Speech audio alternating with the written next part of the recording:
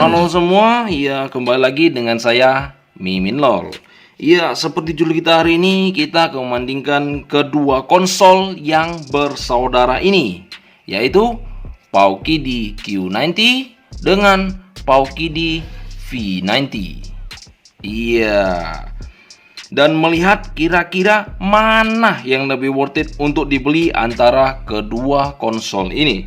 Tetapi sebelum itu, bagi yang belum melihat review serta game test dari kedua konsol ini, bisa cek dari link di sudut ini atau bisa langsung cek dari video kita yang sebelumnya.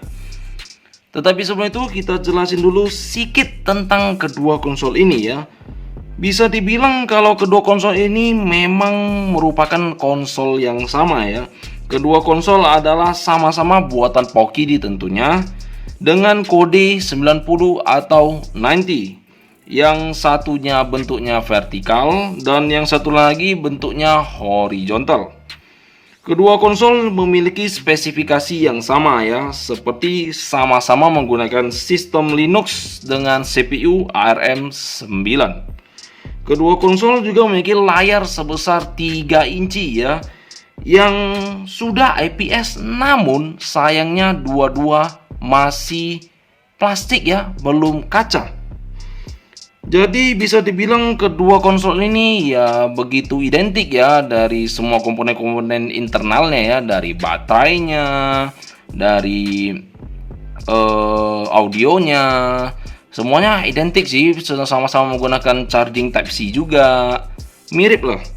Perbedaan mencolok dari kedua konsol ini hanya berada pada bentuknya saja. Konsol Paukidi Q90 ini memiliki bentuk yang menyerupai konsol Nintendo Switch Lite ya. Bisa dilihat bahwa ini sangat mirip sekali, yang seperti hanya bentuk mininya saja. Kelebihan Paukidi Q90 adalah bentuknya yang horizontal, yang merupakan bentuk umum yang digunakan untuk mayoritas konsol-konsol retro ya. Jadi untuk sebagian besar orang yang menggunakan konsol dengan bentuk horizontal merasakan bahwa lebih gampang dan nyaman gitu saat dimainkan untuk waktu yang lama. Paukidi Q90 juga memiliki satu analog yang sayangnya dalam bentuk slider ya. Jadi sangat murahan sekali sih. Untuk info, analog slider adalah analog yang hanya berfungsi untuk berjalan atas, bawah, kiri, kanan, yang berfungsi seperti di pad saja ya. Tidak seperti analog yang lainnya yang dapat berjalan ke segala arah. Ini tidak bisa. Ini seperti di pad doang sih dalam bentuk analog. Hanya bisa lurus, bawah, kiri, kanan.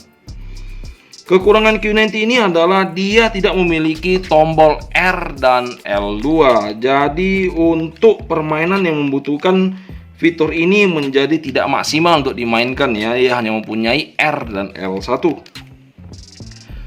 Oke, mari kita pindah ke konsol berikutnya.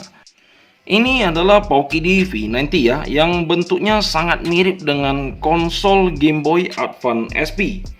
Kelebihan Paukidi V90 ini adalah juga terletak pada bentuknya gitu ya, yang menyerupai kerang, yang membuatnya terlihat menjadi sangat kecil karena dapat dilipat gitu loh. Bentuk klemselnya ini juga berfungsi untuk melindungi layar serta beberapa tombolnya saat ketika disimpan dalam kantong atau tas gitu ya, jadi terhindar dari gesekan. Karena bentuknya yang mirip dengan Game Boy Advance SP, jadi saat kita memainkan game Boy ya kan, kita akan merasa lebih nostalgia gitu, karena dia mirip dengan konsol aslinya. Berbeda dengan konsol saudaranya, konsol Paukidi V90 ini memiliki sepasang R dan L2 ya di bagian sini. Jadi terasa lebih lengkap gitu saat memainkan game.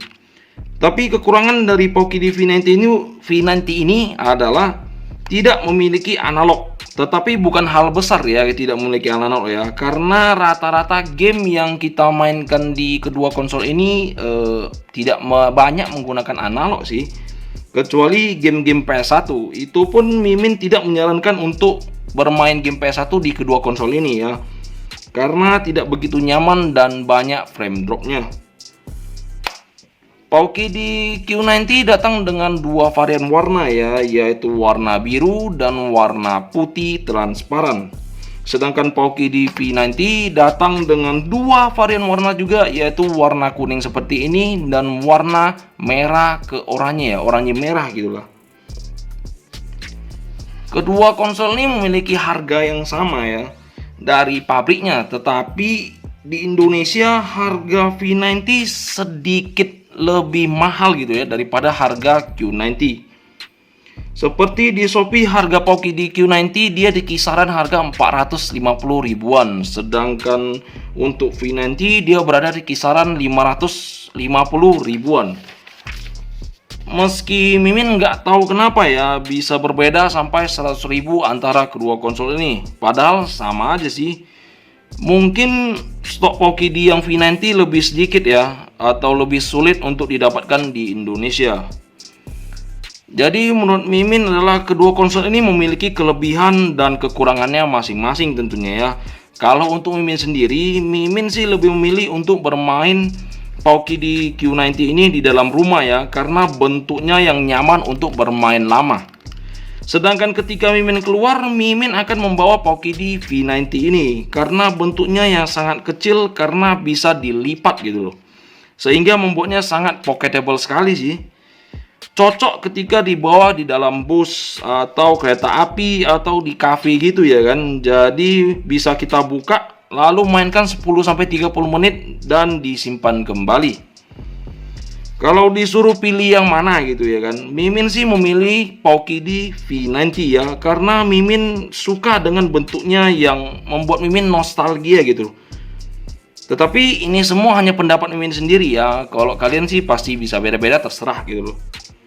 Jadi bagaimana menurut agan-agan sekalian, milih Pauki di Q90 atau Pauki di V90? Tulis di kolom komentar di bawah ya. Sampai di sini saja video kita hari ini. Jangan lupa untuk menekan tombol like dan subscribe terus channel Mimin ya, supaya tidak ketinggalan info-info tentang konsol selanjutnya.